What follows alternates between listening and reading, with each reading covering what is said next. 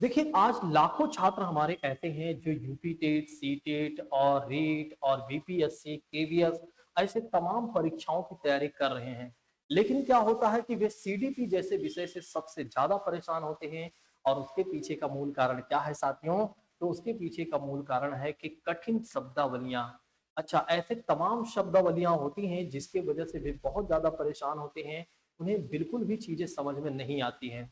ऐसे में सभी छात्रों से कहना चाहूंगा कि आज तो मैं कुछ शब्दावलियों को डिस्कशन करूंगा, लेकिन अगर आप लोगों को कोई भी शब्दावली कठिन लगती है तो आप लोग कमेंट बॉक्स में जरूर बताइएगा। ठीक है, उस शब्दावली की वीडियो मैं आप लोगों को शेयर कर दूंगा और कहीं से लेकर कहीं तक आप लोगों को कोई प्रॉब्लम नहीं होगी। आइए हम एक एक शब्दावली को समझने का प्रयास करते हैं साथियों। और सबसे पहली बात करते हैं अधिगम के बारे में। और अधिगम को आप जानते हैं, अधिगम को एक तरह से क्या कहा जाता है साथियों? तो अधिगम को कहा जाता है सीखना कहा जाता है। और अंग्रेजी में इसे क्या कहा जाता है? लर्निंग कहा जाता है साथियों। तो अंग्रेजी में इसे कहा जाता है लर्निंग। और जो अधिगम है इसका एक दूसरा शब्द क्या है साथियों? वो है सीखने की बात करते हैं। अब सीखना जो है एक तरह की प्रक्रिया है, तो ध्यान रखिएगा, सीखना एक प्रक्रिया है साथियों। तो सीखने की बात करते हैं तो एक प्रक्रिया है जो कि जीवन पर्यंत चलती रहती है। कैसे चलती रहती है, कब तक चलती रहती है? तो जीवन पर्यंत तक चलती रहती है साथियों।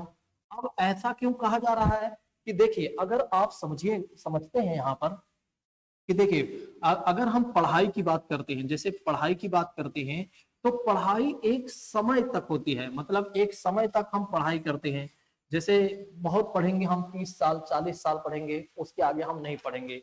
या कह सकते हैं हम कोई कोर्स भी करेंगे, जैसे बहुत जाएंगे हम, पीएचडी जाएंगे, डबल पीएचडी कर लेंगे, ट्रिपल कर लेंगे, बस इससे ज्यादा हमारी पढ़ाई नहीं होगी साथियों। अच्छा, पढ़ाई के दौरान भी हम सीखते ही हैं साथियों। लेकिन अगर देखा जाए तो ये जो सीखना है, ये जो अधिगम है ना, ये अगर देखा जाए तो जीवन पर्यंत चलती रहती है। अर्थात कह सकते हैं कि जीवन के हर पड़ाव में हम कुछ ना कुछ सीखते ही रहते हैं। आप सोचिए कि कभी हम चलना सीखे, तो कभी हम दौड़ना सीखे, कभी हम साइकिल चलाना सीखे, तो कभी हम एक तरह से देखा जाए तो कार चलाना सीखे, और कभी अगर देखा जाए तो हम खाना बनाना सीखे, और कभी अगर देखा जाए तो हम बोलना सीखे, किससे कैसे बात करना चाहिए। ऐसे तमाम चीजें हमने सीखा साथियों। तो अगर आप देखते हैं तो यहाँ तक हमने बहुत कुछ सीख लिया है, और जब तक हमारा जीवन रहेगा तब तक हम कुछ ना कुछ सीखते ही रहेंगे। तो अधिगम का मतलब हो जाता है साथियों सीखना। और सीखना एक तरह की प्रक्रिया है जो कि जीवन पर्यंत चलती रहती है साथियों। और सीखने से ही अगर आप देखते हैं तो हम किसी भी उद्देश्य को पूरा कर सकते हैं। अर्थात कह सकते हैं किसी भी लक्ष्य को हम पूरा कर सकते हैं। जैसे अगर हमने कोई लक्ष्य निर्धारित कर दिया, तो उस लक्ष्य को पाने के लिए हमें क्या करना होता है साथियों? कि कुछ ना कुछ सीखना होता है, क्योंकि बिना सीखे हम किसी भी लक्ष्य को हासिल नहीं कर सकते हैं। तो आप सभी लोग याद रखिएगा, अधिगम का मतलब क्या हो जाता है साथियों? सीखना हो जाता है, ठीक है। और जो कि एक प्रक्रिया है, और कैसी प्रक्रिया है? जो जीवन पर्यंत चलने वाली प्रक्रिया है, और वो भी सतत कह सकते हैं। तो एक सतत चलने वाली, सतत मतलब कह सकते हैं लगातार चलने वाली प्रक्रिया है, जो कि जीवन पर्यंत तक यह प्रक्रिया चलती रहती है साथियों। अब दूसरी बात करते हैं, संवेदी अंग किसे कहा जाता है? बहुत सारे छात्र हमारे ऐसे हैं जो संवेदी अंग को नहीं समझ पाते हैं, जिनसे जिन्हें कहा जाता है सेंसरी ऑर्गन्स कहा जाता है। जिससे क्या होता है कि जब बच्चे छोटे होते हैं साथियों, तो उससे सीखते हैं। जैसे कि बात करते हैं आंख, नाक और कान। आंख, नाक, कान, सॉरी दो दो बार लिख दिया। आंख, नाक, कान और त्वचा की बात करते हैं। जिह्वा की बात करते हैं साथियों, किसकी बात करते हैं? तो जिह्वा की बात करते हैं। ये सब हमारे सेंसरी ऑर्गन है साथियों, अर्थात कह सकते हैं कि ये है संवेदी अंग है। और इनसे हम सीखते हैं। जब क्या होता है कि हम बहुत ज्यादा छोटे होते हैं, यानी कि जब हम पैदा होते हैं, तो पैदा होने के कुछ दिन बाद क्या होता है कि हमें सारी चीजें कहीं ना कहीं सीखना होता है, या कहीं ना कहीं एक तरह से जो हम सारी चीजें सीखते हैं, इन्हीं के माध्यम से सीखते हैं। आंख से देखते हैं, कान से सुनते हैं, नाक से एक तरह से देखा जाए तो स्मेल लेते हैं, और एक तरह से जिह्वा की बात करते हैं, इससे स्वाद, और त्वचा से हमें पता चलता है कि कौन चीजें गर्म है, कौन चीजें ठंडा है।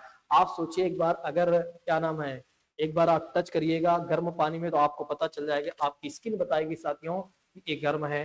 और अगर कोई ठंडी चीजें होंगी, एक बार आइसक्रीम पकड़ेंगे तो आपको पता चलेगा अरे भैया ये तो ठंडा है। ठीक है, तो इसलिए अगर आप देखते हैं तो संवेदी अंग की बात करते हैं, ये है हमारे संवेदी अंग, जिससे छोटे बच्चे क्या करते हैं साथियों, सीखते हैं, और बड़े लोग भी धीरे धीरे सीखते हैं और आगे चलकर सीखते हैं, कुल मिलाकर सीखते हैं इससे। और इन्हीं को कहा जाता है ज्ञानेंद्रियों के द्वार भी कहा जाता है, क्योंकि अगर आप देखते हैं तो ज्ञान के द्वार जो है यही है, क्योंकि हम ज्ञान जो अर्जित करते हैं कहीं ना कहीं इन्हीं से अर्जित करते हैं। चलिए अब हम दूसरी बात करते हैं साथियों, और दूसरी शब्दावली यानी कि तीसरी शब्दावली कौन सी है साथियों, उद्दीपन की बात करते हैं। आइए समझ लेते हैं उद्दीपन के बारे में। किसके बारे में समझते हैं, उद्दीपन की बात करते हैं। तो उद्दीपन की बात करते हैं साथियों, बहुत सारे छात्र ऐसे हैं जो उद्दीपन नहीं समझ पाते हैं। उद्दीपन का मतलब हो जाता है साथियों स्टिमुलस हो जाता है, अंग्रेजी में इसे कहा जाता है स्टिमुलस कहा जाता है।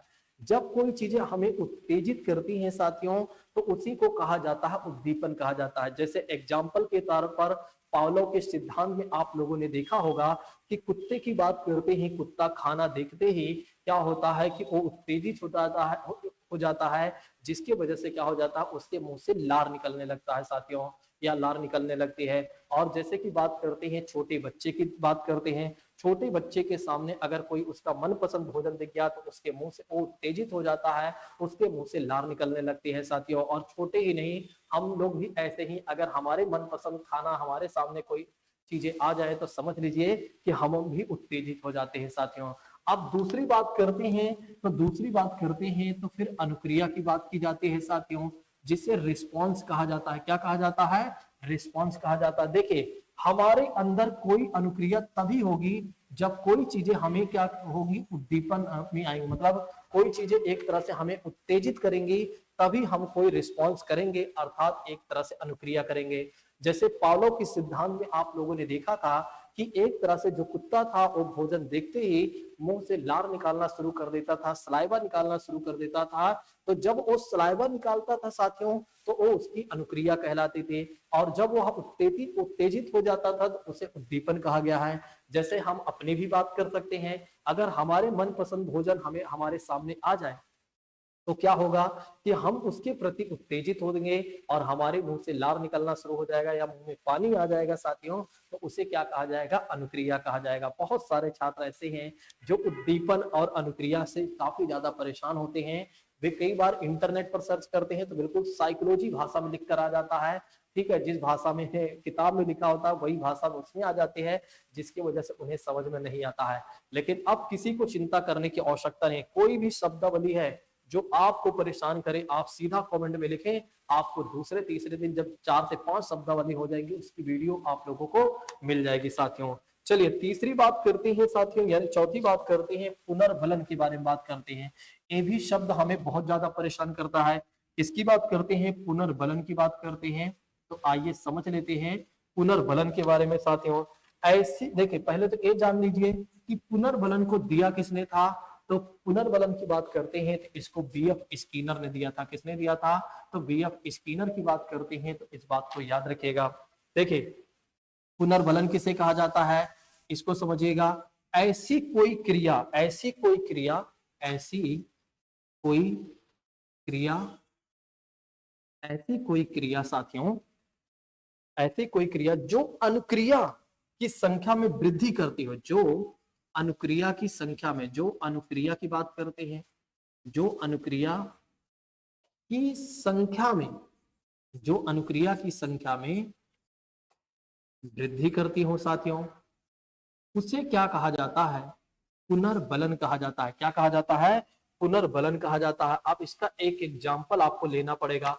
एग्जाम्पल जैसे बीएफ स्किनर की बात करते हैं, स्किनर जी ने क्या किया था साथियों, एक बिल्ली को एक संदूक में बंद कर दिया था। किसे, सॉरी, एक चूहा की बात करते हैं, चलो चाहे चूहा ले लीजिए, नहीं बिल्ली। तो एक चूहा को उन्होंने क्या कर दिया था साथियों, एक तरह से देखा जाए तो एक बॉक्स में बंद कर दिया था। जब उन्होंने क्या किया, एक चूहे को एक बॉक्स में बंद कर दिया और उसमें एक लीवर फिट कर दिया था साथियों। अब क्या था कि भोजन बाहर रखा गया था साथियों। ठीक है, अब क्या होता है कि चूहे के जब भोजन के याद आती है, यानी जब उसे भूख लगती है तो उछल कूद मचाता है, और उछल कूद मचाने के बाद क्या होता है, एक बार उसका अचानक लीवर पर पैर पड़ जाता है, फिर उसका भोजन उसके सामने आ जाता है, फिर वो अपनी भूख मिटा लेता है, फिर उछल कूद करता है, फिर क्या होता है कि एक तरह से लीवर पर उसका पैर पड़ जाता है, लेकिन आगे चलकर क्या होता है, उसे ये पता चल जाता है कि लीवर को दबाने से क्या होगा साथियों, लीवर को दबाने से हमें भोजन मिल जाएगा। अच्छा, अब ऐसा करने के लिए उसे मजा आने लगा। देखिए अब वो क्या कर रहा है कि एक तरह से अगर आप देखते हैं तो बार बार क्या कर रहा है साथियों, लीवर दबा रहा है। तो लीवर दबाने से उसे मजा आ रहा है क्योंकि उसे भोजन मिल रहा है साथियों। तो यही वो क्रिया है साथियों जो क्या कर रही है, अनुक्रिया की संख्या में वृद्धि कर रही है। तो वही वो क्रिया है जो अनुक्रिया के संख्या में वृद्धि कर रही है साथियों। बार बार ऐसा करने का मन कर रहा है। तो ध्यान रखिएगा, ऐसी कोई क्रिया जो एक तरह से अगर आप देखते हैं तो अनुक्रिया की संख्या में वृद्धि कर दे साथियों, उसी को कहा जाता है पुनर्बलन कहा जाता है। पुनर्बलन दो प्रकार के होता है, एक नेगेटिव होता है, दूसरा पॉजिटिव होता है। जो हमारे लिए मदद करे साथियों, हमें अच्छा एक तरह से कहीं ना कहीं पॉजिटिव करे, उसे सकारात्मक कहा जाता है। और जो हमें एक तरह से जो चीजें हमें, जैसे दंड की बात करते हैं, अगर किसी बच्चे को आप मारेंगे तो आप समझ सकते हैं कि उसके लिए क्या होगा, नकारात्मक होगा साथियों, क्योंकि फिर वो नहीं सीखेगा। ठीक है, तो ऐसे में अगर आप देखते हैं तो मैंने आप सभी लोगों को बताया है इसके बारे में साथियों। तो मैंने आप सभी लोगों को बताया है पुनर्बलन के बारे में। उसके बाद उसके पहले अगर आप देखते हैं तो मैंने आप लोगों को बताया साथियों उद्दीपन के बारे में। चलिए अब हम बात करते हैं अंतर्दृष्टि के बारे में। किसके बारे में बात करते हैं, तो अंतर्दृष्टि के बारे में बात करते हैं साथियों। ठीक है, किसकी बात करते हैं, अंतर्दृष्टि की बात करते हैं। तो अंतर्दृष्टि की बात करते हैं, इसको लेकर बहुत सारे छात्र परेशान होते हैं। अंतर्दृष्टि मतलब हो जाता है सूझबूझ हो जाता है। क्या हो जाता है साथियों, सूझबूझ की बात करते हैं साथियों। तो अंतर्दृष्टि का मतलब हो जाता है सूझबूझ। जैसा कि बात करते हैं, आप सभी लोग जानते हैं कोहलर महोदय ने क्या किया था, एक चिंपैंजी को लिया था और उसके सूझबूझ को उन्होंने टेस्ट किया था। ठीक है, उन्होंने देखा था कि एक तरह से उन्होंने क्या किया, एक चिंपैंजी जिसका नाम था सुल्तान, उसे एक कमरे में बंद कर दिया उन्होंने, और एक तरह से ऊपर केला लटका दिया और अंदर 3 बॉक्स रख दिया साथियों। अब क्या होता है कि थोड़ी देर बाद जब वो उसमें कमरे में रहता है साथियों, तो कुछ समय बाद क्या होता है, उसे भूख लगती है, इधर उधर देखता है तो कुछ नहीं मिलता है। अचानक उसकी नजर पड़ती है केले पर साथियों, ऊपर पड़ती है। अब केले को पाने के लिए बार बार उछल कूद मचाता है, लेकिन उसे मिलता नहीं है। तो फिर उसके दिमाग में एक अचानक आइडिया आता है साथियों, और वो आइडिया होता है कि भैया इसी बॉक्स से हम क्या कर लेते हैं, केले को प्राप्त कर लेते हैं। पहला बॉक्स रखा, नहीं पहुंच पाया, लेकिन इतना जरूर समझ गया कि नजदीक ही है। फिर दूसरा तीसरा ऐसे फिर पा जाता है साथियों। उसी तरह से अगर आप देखते हैं तो कोहलर महोदय कहते हैं कि बच्चों को भी ऐसी परिस्थिति देनी चाहिए जिससे क्या हो कि वे अपने खुद के सूझबूझ से या अपने विचार आइडिया से वे क्या कर सके, किसी भी समस्या का समाधान कर सके, या एक तरह से उस परिस्थिति से वो निकल पाए साथियों। जैसे एक एग्जाम्पल ले सकते हैं, अगर किसी बच्चे की बात करते हैं, उसे सीधा नदी में डाल दिया जाए और उस बच्चे को पता है, उस बच्चे को तैरना नहीं आ रहा है, अगर उसने अपना दिमाग लगाया तो वो क्या करेगा, अपने शरीर को ढीला कर लेगा और जिस दिशा में नदी बह रही है, अर्थात पानी बह रहा, उसी दिशा में वो बहता चला जाएगा। लेकिन कुछ देर बाद कुछ दूर जाएगा तो क्या होगा, वो किनारा आखिर पकड़ ही लेगा साथियों। तो ये समझ सकते हैं कि उस बच्चे में सूझबूझ था। ठीक है, या एक तरह से उसके अंदर एक विचार आइडिया आया और उस आइडिया से उसने अपने आप को बचा लिया। तो कुल मिलाकर कहने का मतलब ये है, अंतर्दृष्टि मतलब होता है कि जिससे मतलब एक तरह से देखने वाली बात नहीं है, जो मन की दृष्टि से देखे साथियों, अर्थात कह सकते हैं जो दिमाग लगाए और दिमाग निकाल लगाकर किसी भी परिस्थिति से अपने आप को निकाल ले, उसे माना जाता है एक तरह से अंतर्दृष्टि या सूझबूझ माना जाता है। ठीक है, चलिए अब हम आगे बढ़ते हैं साथियों, और अब हम जानते हैं अनुकरण के बारे में। अनुकरण के बारे में जानते हैं, आप तो जानते ही हैं, अनुकरण को अंग्रेजी में कहा जाता है इमिटेशन कहा जाता है, अर्थात इसे कह सकते हैं नकल करना कहा जाता है। क्या कहा जाता है, नकल करना। अगर अगर आप देखते हैं तो छोटा बच्चा होता है तो वो पहले नकल करके ही सीखता है साथियों। उसे नहीं पता होता है कैसे बैठना चाहिए, कैसे उठना चाहिए, कैसे खड़े होना चाहिए, उसे कुछ भी नहीं पता होता है, लेकिन वो दूसरों को ही देखकर क्या होता है, सीखता है। कैसे खाना खाना चाहिए और कैसे क्या नाम है हंसना चाहिए, कुल मिलाकर सारी चीजें A to Z अगर देखा जाए तो कहीं ना कहीं क्या होता है, बच्चा नकल करके ही सीखता है। तो जब बच्चा नकल करके सीखता है तो उसी को कहा जाता है साथियों अनुकरण कहा जाता है, इस बात को याद रखेगा। उसके बाद अगर आप देखते हैं तो बात की जाती है अमूर्त चिंतन मूर्त चिंतन। पहले तो मूर्त चिंतन समझ लेते हैं। तो मूर्त चिंतन की बात करते हैं साथियों।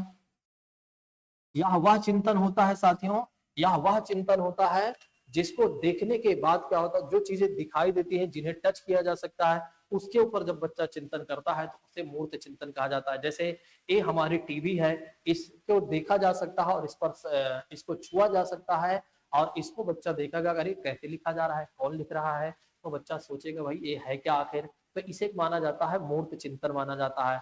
आप सोचिए एक बार जो चीजें दिखाई नहीं देंगी, बस उसे महसूस किया जा सकता है, जैसे हवा की बात करते हैं, प्रकाश की बात कर सकते हैं, तापमान की बात कर सकते हैं, टेम्परेचर हो गया भैया, ठीक है, जिसे सिर्फ महसूस किया जा सकता है उसे अमूर्त चिंतन माना जाता है। ठीक है, तो ध्यान रखिएगा उसे अमूर्त चिंतन माना जाता है।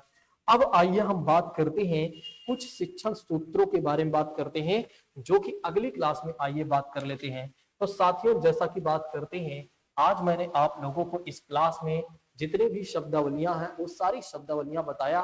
वैसे तो और भी बहुत सारी शब्दावलियां हैं, अब मैं जब क्वेश्चन कराऊंगा तो क्वेश्चन कराते समय देखूंगा किस तरह की शब्दावलियां आ रही हैं और किस तरह की कठिनाई आप फेस कर रहे हैं। ऐसी चीजों को मैं बहुत जल्द आप लोगों को बताऊंगा। बस आप लोग कमेंट करके बताइएगा कि अगर आप लोगों को ये सेशन अच्छा लग रहा हो तो आपके जो भी एक तरह से सवाल रहे अपने कमेंट में लिखिएगा, या टेलीग्राम चैनल टेट वाली क्लास के ज्वाइन कर लीजिए, वहां पर आपको सारी चीजें मिल जाएंगी, वहां पर आप कमेंट कर सकते हैं। Thank you so much. Jai Hind दोस्तों, take care all of you.